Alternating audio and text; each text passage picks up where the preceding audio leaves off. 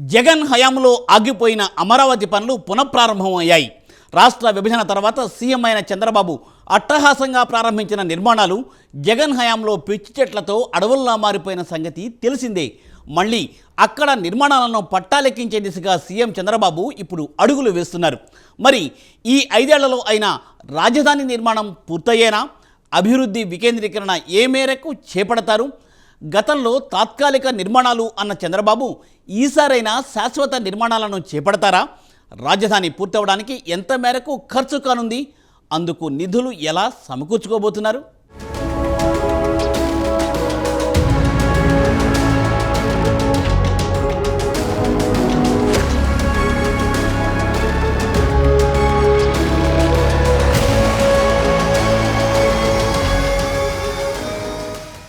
రాష్ట్రం అభివృద్ధి చెందాలన్నా ఉద్యోగ ఉపాధి అవకాశాలకు కేంద్ర బిందువుగా ఉండే నగరమే రాజధాని నగరం.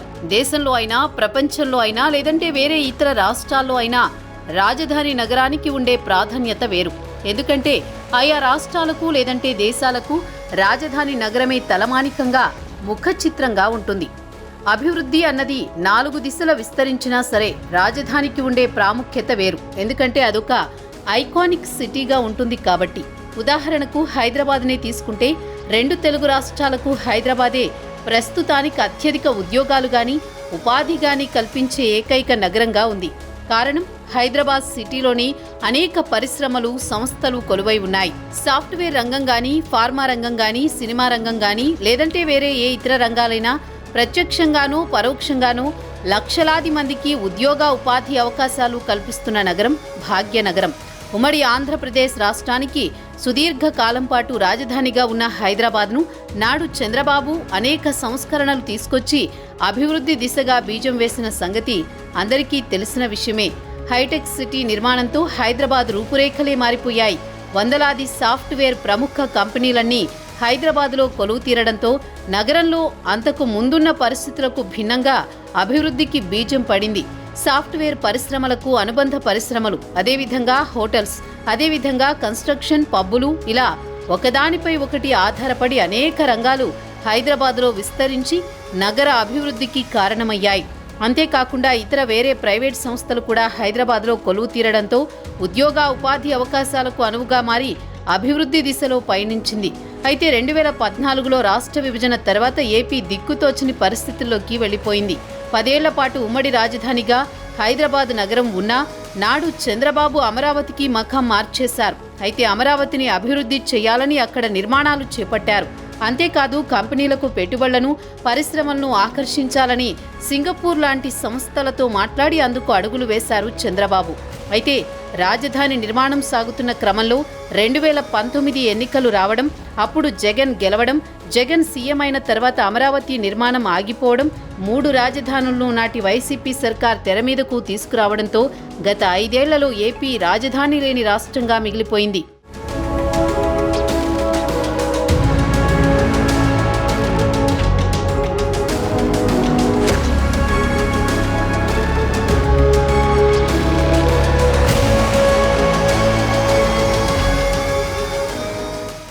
మూడు చోట్ల రాజధాని అని ప్రకటించిన జగన్ ఆ దిశగా ఒక్క అడుగు కూడా వేయలేకపోయారు.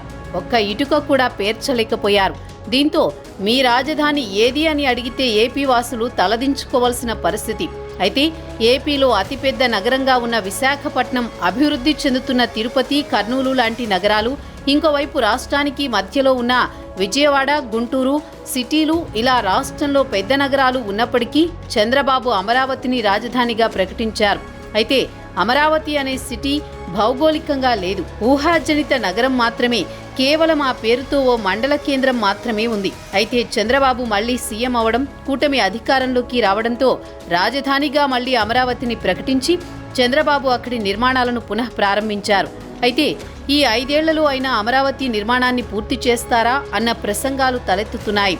ఎందుకంటే గతంలో 2014 నుంచి 2019 వరకు చంద్రబాబు రాజధాని నిర్మాణాన్ని పూర్తి చేయలేకపోయారు. తాత్కాలిక నిర్మాణాల పేరిట తాత్కాలిక భవనాలు కట్టారు. మరి ఇప్పుడైనా శాశ్వత భవనాలు నిర్మిస్తారా అన్నది తేలాల్సి ఉంది.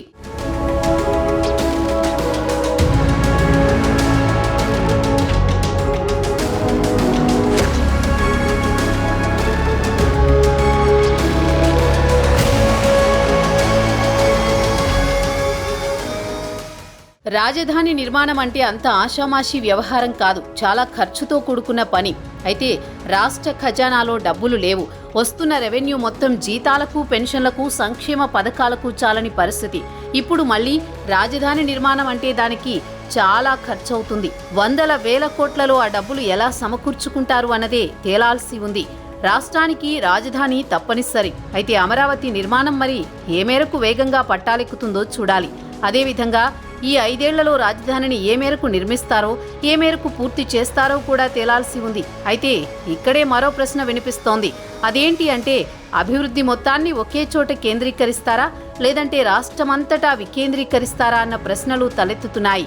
గతంలో ఉమ్మడి రాష్ట్రంలో అభివృద్ధిని మొత్తం ఒక్క హైదరాబాద్కు మాత్రమే పరిమితం చేయడంతో అటు తెలంగాణ జిల్లాలు గాని, ఇటు కోస్తా ఆంధ్ర, రాయలసీమ జిల్లాల్లో గాని హైదరాబాదు స్థాయి అభివృద్ధి జరగలేదు. ఇప్పుడు కూడా చంద్రబాబు ఓన్లీ అమరావతిలో మాత్రమే అభివృద్ధి మొత్తాన్ని కేంద్రీకరిస్తే మరి మిగతా జిల్లాలు, రాష్ట్రంలోని మిగతా ప్రాంతాల పరిస్థితి ఏంటి అన్నది రాజకీయ వర్గాల్లో జరుగుతున్న చర్చ. అయితే అభివృద్ధిని వికేంద్రీకరిస్తామని కూడా చంద్రబాబు చెబుతున్నారు. అందుకు కియా లాంటి పరిశ్రమలను ఉదాహరణగా చెబుతున్నారు. అనంతపురంలో కియా పరిశ్రమను ఏర్పాటు చేసి రాయలసీమ మొత్తానికి అక్కడ వందలాది ఉద్యోగ అవకాశాలు కల్పించిన సంగతిని గుర్తు చేస్తున్నారు. ఈ 5 ఏళ్లలో ఒక్క అమరావతిలోని అభివృద్ధి మొత్తాన్ని కేంద్రీకరించకుండా అటు ఐటీ హబ్గా విశాఖను మార్చడం, అదేవిధంగా ఇతర జిల్లాల్లో కియా లాంటి అనేక పరిశ్రమలు తీసుకొచ్చి ఉద్యోగ ఉపాధి అవకాశాలు కల్పించేలా చంద్రబాబు ప్రణాళికలు రూపొందించారని తెలుగుదేశం వర్గాల్లో టాక్ వినిపిస్తోంది. భవిష్యత్తు కోసం నేను ఒక విజన్ కూడా తయారు చేస్తున్నాను. 2047 ఏదైతే స్వర్ణ ఆంధ్రప్రదేశ్ విజన్ 2047 ఈరోజు 2024లో ఉన్నాం. 2000 కంటే ముందు విజన్ 2020 తయారు చేశాను నేను. ఆ రోజు చాలామంది ఎగతాళి చేశారు, 420 అన్నారు నన్ను. కానీ నన్ను 420 అన్న వాళ్ళు 420లుగా మిగిలిపోయి నా విజన్ మాత్రం బ్రహ్మాండంగా రాణించే పరిస్థితి వచ్చింది. హైదరాబాద్ నగరం ప్రపంచంలోనే ఒక బ్రహ్మాండమైన నగరంగా తయారైంది. అందుకే అంటున్నా, ఈరోజు నేను చెప్పేది 420లకు అర్థం కాదు, వాళ్ళు అర్థం చేసుకోలేరు. అందుకనే ఈరోజు నేను 2047 మళ్ళీ ఒక విజన్ తయారు చేస్తున్నాం. అంటే ఎగ్జాక్ట్గా స్వాతంత్రం వచ్చి 100 సంవత్సరాలు అవుతుంది. 100 సంవత్సరాల కంటే ముందు మనం బానిసలుగా ఉండి 100 సంవత్సరాలు ఉత్సవాలు జరుపుకునే సమయంలో ప్రపంచంలోనే భారతదేశం 1వ స్థానంలో, 2వ స్థానంలో ఉంటుంది. ప్రపంచంలోనే తెలుగువారు అగ్రస్థానంలో ఉండాలని, భారతీయులు ముందుండాలని నా ప్రగాఢమైన ఆలోచన, ఆకాంక్ష. ప్రధానమంత్రి నరేంద్ర మోడీ గారు కూడా ఆ ధ్యేయంతో పనిచేస్తున్నారు.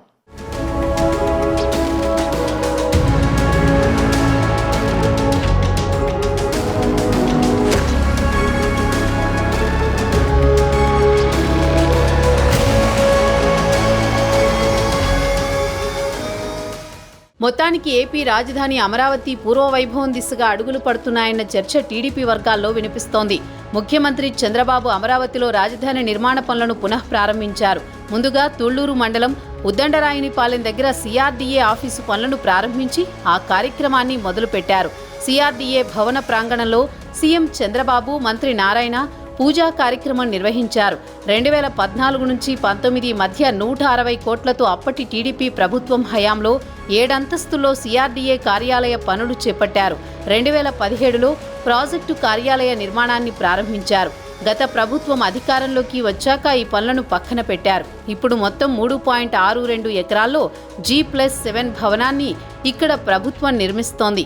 అలాగే అదనంగా పార్కింగ్, ల్యాండ్స్కేపింగ్కు 2.51 ఎకరాలు కేటాయించింది ప్రభుత్వం. ఆర్కిటెక్చరల్ ఫినిషింగ్స్, ఇంటీరియర్స్, ఎలక్ట్రికల్ పనులు పెండింగ్లో ఉన్నాయి. అమరావతి రాష్ట్రానికి మధ్యలో ఉండే ప్రాంతం. ఒక రాష్ట్రం, ఒక రాజధాని అని తాను ప్రతి చోట చెప్పానన్నారు చంద్రబాబు. రాబోయే రోజుల్లో విశాఖను ఆర్థిక రాజధానిగా చేస్తామని, కర్నూలులో హైకోర్టు బెంచ్ పరిశ్రమలను ఏర్పాటు చేస్తామని చెప్పారు. రాష్ట్ర విభజన తర్వాత ఎన్నో ఇబ్బందులు పడ్డామని, రాజధాని అమరావతి కోసం రైతుల్ని ఒప్పించి 1000 ఎకరాల భూమిని సేకరించడం ఒక చరిత్ర అన్నారు. మళ్లీ అమరావతికి పూర్వ వైభవం ఖచ్చితంగా వస్తుందన్నారు. ఉమ్మడి ఆంధ్రప్రదేశ్లో సైబరాబాద్ నగరాన్ని తీర్చిదిద్దిన ఘనత తమకే దక్కుతుందన్నారు చంద్రబాబు. ముందు చూపుతో ఆ రోజుల్లోనే సైబరాబాద్లో 8 వరుసల రోడ్లు వేశామని, శంషాబాద్ విమానాశ్రయానికి 5,000 ఎకరాలు ఎందుకని చాలామంది ప్రశ్నించారని, అభివృద్ధికి అడ్డుపడేవారు ప్రతి చోటా ఉంటారన్నారు. గత 5 ఏళ్లలో కూడా అమరావతికి అడ్డంకులు సృష్టించారని, రాజధాని ప్రాంత మహిళా రైతులు చేసిన పోరాటం చరిత్రలో నిలిచిపోతుందన్నారు. ఉమ్మడి రాష్ట్రంలో తాను సీఎంగా ఉన్నప్పుడు హైదరాబాద్లో డబ్బులు ఖర్చు పెట్టలేదని, సంపద సృష్టించానన్నారు ముఖ్యమంత్రి. 30,000 కోట్లు రాష్ట్రానికి ఆదాయం వస్తుందని చెప్పానని, సెల్ఫ్ ఫైనాన్సింగ్ మోడల్ ఉపాధికి ఒక కేంద్రంగా మారిందన్నారు. ఏపీ ప్రజలు అమరావతి పేరును 100% ఆమోదించారని, రాజధానిని బ్లూ అండ్ గ్రీన్ కాన్సెప్టుతో సుందరంగా తీర్చిదిద్దాలని నిర్ణయించామన్నారు. అమరావతికి టాప్ యూనివర్సిటీలు, 10 top best schools, 10 top best కంపెనీలు రావాలన్నారు. అమరావతి, బెంగళూరు, చెన్నై, హైదరాబాద్లను కలుపుతూ బుల్లెట్ ట్రైన్లు తేవాలని చెప్పామన్నారు. అమరావతికి కేంద్రం చేస్తున్న సహకారానికి అభినందిస్తున్నామని, ముఖ్యమైన టవర్లు, బిల్డింగులు ప్రారంభిస్తామన్నారు. రాజధాని పనులు జెట్ స్పీడ్తో జరగాలని చంద్రబాబు ఆదేశించారు. మళ్ళీ ఈ బిల్డింగ్ అయితే ఎప్పుడో కంప్లీట్ అయిపోయి బ్రహ్మాండం కళకళలాడవలసిన బిల్డింగ్ని విధ్వంసం చేసి, ఇప్పుడు నేను అడిగాను డిజైన్ కూడా చూస్తే వాళ్ళు చేసిన పనికి మళ్ళా కొట్టి కట్టాలంటే కష్టం కాబట్టి బెస్ట్ ఆర్కిటెక్ట్లను పెట్టి దాన్ని కూడా పూర్తి చేయమని చెప్పి కోరాను. కొంత రాజీ పడుతున్నాం. రాజీ పడడానికి కారణం భవిష్యత్తుకు తొందరలోనే మనం పనులు చేయకపోతే కరెక్ట్గా ఉండదని ఈ పని కూడా చేశాం.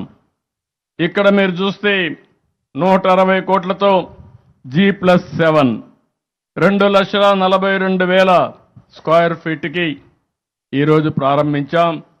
ఇప్పుడే సిఆర్డీఏ కమిషనర్ భాస్కర్ గారు చెప్పారు, మేము వీలైనంత తొందరలో అంటే 4 నెలల్లోనే పని పూర్తి చేస్తామని చాలా స్పష్టంగా హామీ ఇచ్చారు.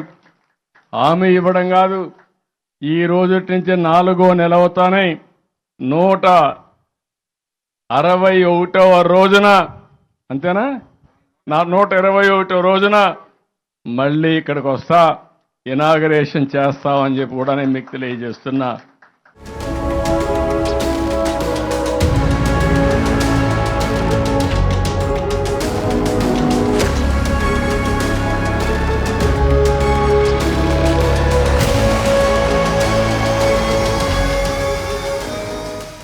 ఏ రాష్ట్రానికైనా రాజధాని తప్పనిసరి. అదేవిధంగా అభివృద్ధి వికేంద్రీకరణ కూడా జరగాలి. అప్పుడే ఆ రాష్ట్రం సంపూర్ణంగా అభివృద్ధి చెందినట్టు లెక్క. జగన్ సర్కార్ ఆ దిశగా కనీసం అడుగులు కూడా వేయలేకపోయింది. 3 రాజధానుల పేరు చెప్పి ఒక్క ఇటుకను కూడా పేర్చలేకపోయారు. మరి కూటమి ప్రభుత్వం ఏ మేరకు అభివృద్ధిని ముందుకు తీసుకెళ్లనుంది? సంక్షేమం, అభివృద్ధి రెండింటినీ 2 కళ్ళుగా చేసుకుని ఏ మేరకు పరిపాలన కొనసాగిస్తారు? ఉద్యోగ ఉపాధి అవకాశాలను కల్పించి వలసలను ఆపేందుకు పెట్టుబడులు, పరిశ్రమలు ఏ మేరకు తీసుకురాగలరు? ఈ విషయాలన్నీ షార్ట్ బ్రేక్ తర్వాత తెలుసుకుందాం.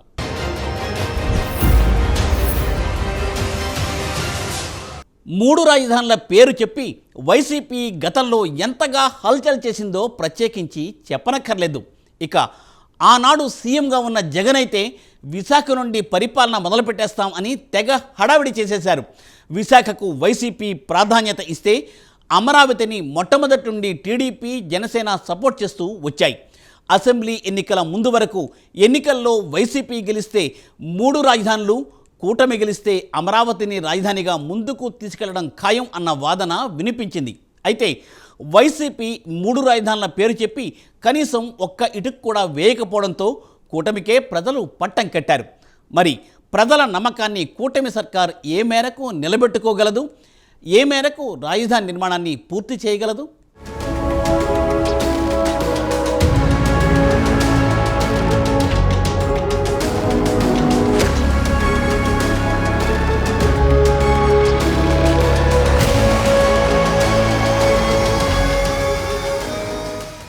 పవన్ కళ్యాణ్, చంద్రబాబుల మాటను కాదనే పరిస్థితుల్లో కేంద్ర ప్రభుత్వం లేదు. 2014 రాష్ట్ర విభజన తర్వాత రాజధాని లేని రాష్ట్రానికి అమరావతిని రాజధాని నగరంగా ప్రకటించారు చంద్రబాబు. నిజానికి భౌగోళికంగా అమరావతి అనే నగరం ఎక్కడా లేదు. అదొక ఊహాజనిత నగరం. ఇంకా చెప్పాలి అంటే చంద్రబాబు కలల నగరం.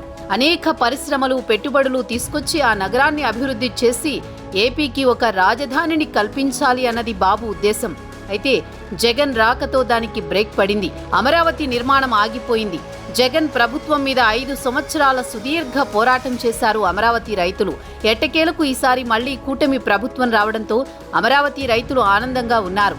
మళ్లీ రాజధాని నిర్మాణం వేగవంతం అవుతుందని, తమకు మళ్లీ మంచి రోజులు వచ్చాయని వారంతా సంబరపడిపోతున్నారు. ఇలా ఎంతో మంది రాజధానిని మళ్లీ చంద్రబాబు, పవన్ కళ్యాణ్ మాత్రమే నిర్మించగలరు అనే నమ్మకంతో ఉన్నారు.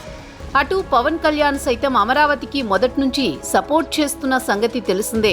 తెలుగుదేశంతో పొత్తు పెట్టుకోక ముందు నుంచే పవన్ కళ్యాణ్ అమరావతికి మద్దతు ప్రకటించారు. అమరావతి రైతులకు భరోసా కల్పించారు. ఒక్క వైసీపీ తప్ప మిగతా అందరూ అమరావతి రాజధాని పట్ల సుముఖంగానే ఉంటూ వస్తున్నారు. అంతేకాకుండా అమరావతి రాజధాని నిర్మాణం పూర్తి కావాలి అంటే వందల వేల కోట్లతో కూడుకున్న పని. పవన్ కళ్యాణ్, చంద్రబాబు అడిగితే కేంద్రం కాదనే పరిస్థితి లేదు. కానీ ఇప్పుడు కేంద్రం నిధులు ఇవ్వలేదు. గతంలో రాష్ట్ర అభివృద్ధికి జగన్ అడిగినా కేంద్రం నిధులు ఇవ్వలేదు. కానీ ఇప్పుడు కేంద్రంలో తెలుగుదేశం, జనసేన ఎంపీలు కీలకంగా ఉన్నారు. ఎన్డీఏ సర్కార్ నడుస్తోంది అంటే అందుకు కారణం ఏపీ ఎంపీలే.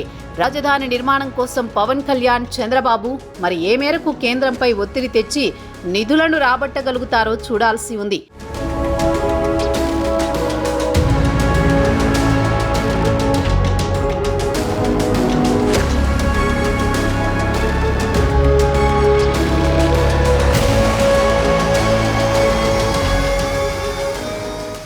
ముఖ్యంగా పవన్ కళ్యాణ్ కేంద్రానికి, కేంద్ర పెద్దలకు చాలా దగ్గరి వ్యక్తి.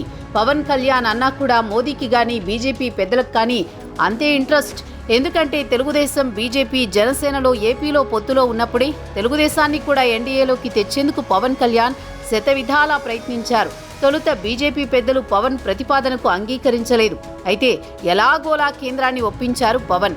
అయితే సార్వత్రిక ఎన్నికల ఫలితాలను చూస్తే ఏపీ ఎంపీలే ఎన్డీఏ సర్కార్ రావడానికి కారణమైంది. ముఖ్యంగా తెలుగుదేశం పార్టీని ఎన్డీఏలో చేర్చడం వల్ల మూడోసారి మోదీ ప్రధాని అయ్యారు. మూడోసారి ఎన్డీఏ అధికారంలోకి వచ్చింది.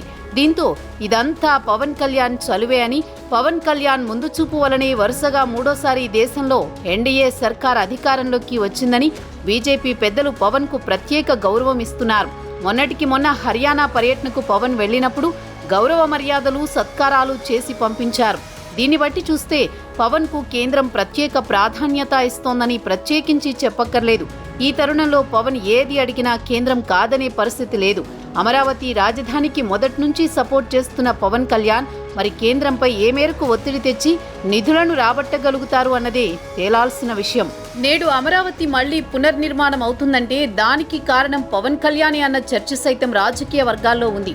పవన్ గనుక బీజేపీ, టీడీపీ, జనసేనలను కూటమిగా ఏర్పాటు చేయకపోయి ఉంటే కేంద్ర రాష్ట్రాల్లో ఎన్డీఏ వచ్చేది కాదన్న అభిప్రాయం రాజకీయ వర్గాల్లో వ్యక్తమవుతోంది.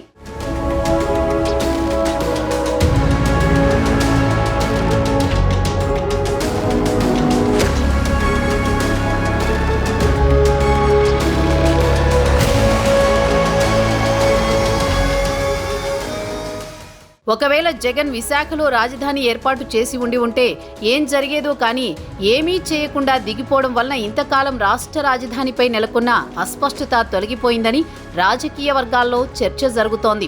ఇప్పుడు ఏపీ రాజధాని ఏది అనే ప్రశ్నకు అమరావతి అని ఠక్కున చెప్పగలుగుతున్నారు. చంద్రబాబు ముఖ్యమంత్రిగా బాధ్యతలు చేపట్టిన వెంటనే ఈ స్పష్టత ఇవ్వడమే కాకుండా అమరావతి నిర్మాణ పనులకు చకచకా ఏర్పాట్లు పూర్తి చేశారు. జగన్ హయాంలో రాజధాని ప్రాంతాన్ని, దానిలో వివిధ దశలలో నిర్మాణంలో ఉన్న భవనాలను, రోడ్లను పాడుపెట్టడం వలన 24,000 ఎకరాలలో దట్టంగా తుప్పలు, పిచ్చి మొక్కలు పెరిగిపోయాయి. వాటిని తొలగించడానికే ప్రభుత్వం 36 కోట్లు ఖర్చు చేయాల్సి వచ్చిందంటే పరిస్థితి అర్థం చేసుకోవచ్చు. ఏకధాటిగా 4 నెలలు వందలాది కార్మికులు యంత్రాలతో వాటన్నింటినీ తొలగించారు. ఇప్పుడు రాజధానిలో నిర్మాణ పనులు చేపట్టేందుకు సర్వం సిద్ధమైంది. డిసెంబర్ నెల నుంచి యుద్ధ ప్రాతిపదికన పనులు చేపట్టేందుకు ప్రభుత్వం అవసరమైన ఏర్పాట్లు చేస్తోంది.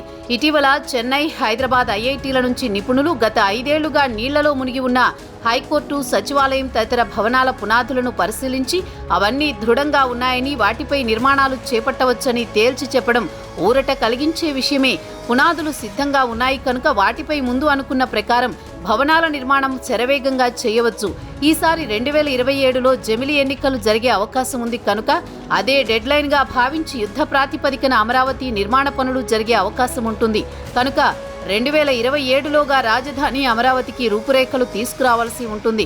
అమరావతి నిర్మాణ పనులు వేగం పుంజుకుంటే కేంద్ర ప్రభుత్వ సంస్థలు, ప్రపంచ ప్రసిద్ధి చెందిన యూనివర్సిటీలు, ఐటీ కంపెనీలు వగైరా కూడా తరలిరావడం తథ్యం. ఒకవైపు రాజధాని నిర్మిస్తూనే ఇంకోవైపు రాష్ట్రంలోని మిగతా ప్రాంతాలకు అభివృద్ధిని వికేంద్రీకరించాల్సి ఉంది. అప్పుడే మిగతా జిల్లాల ప్రజల్లో కూడా అసంతృప్తి రగలకుండా ఉంటుంది.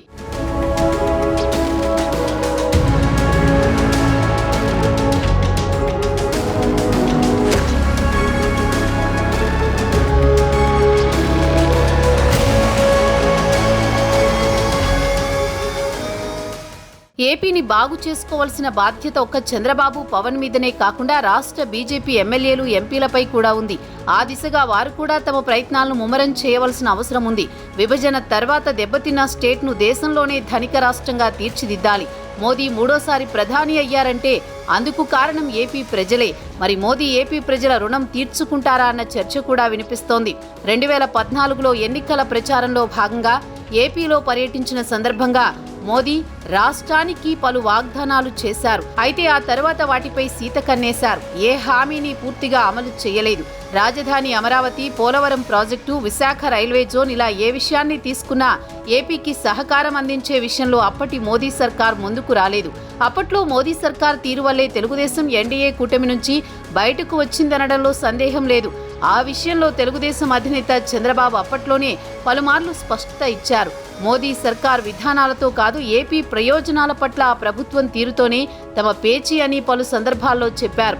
అయితే ఇప్పుడు పరిస్థితి మారింది. కేంద్రం ఏపీకి ప్రాధాన్యత ఇవ్వక తప్పని పరిస్థితి. ఇప్పటికే ఏపీకి చెప్పుకోదగ్గ స్థాయిలో నిధులు మంజూరు చేసింది కేంద్రం. పోలవరం ప్రాజెక్టు మొదటి దశ నిర్మాణానికి, అమరావతి రాజధాని నిర్మాణానికి నిధులు ఇస్తోంది. అదేవిధంగా అభివృద్ధి కార్యక్రమాలకు ఆమోదం తెలిపింది. అయితే రాజధానికి ఏ మేరకు సాయం చేస్తుంది అన్నది మాత్రం తేలాల్సి ఉంది.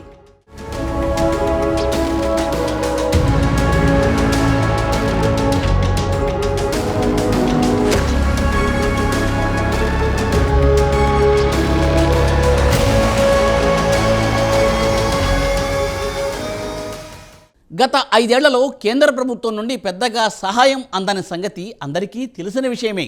ఇప్పుడు కేంద్ర ప్రభుత్వంలో కీలక భాగస్వాములుగా ఉన్న జనసేన, టీడీపీలు రాష్ట్ర ప్రజల ఆకాంక్షలు నెరవేర్చే దిశగా తగిన నిధులను రాబట్టగలరా? విభజన హామీలలో ఒకటైన రాజధాని నిర్మాణానికి కేంద్ర ప్రభుత్వం ఏ మేరకు సాయం అందిస్తుంది?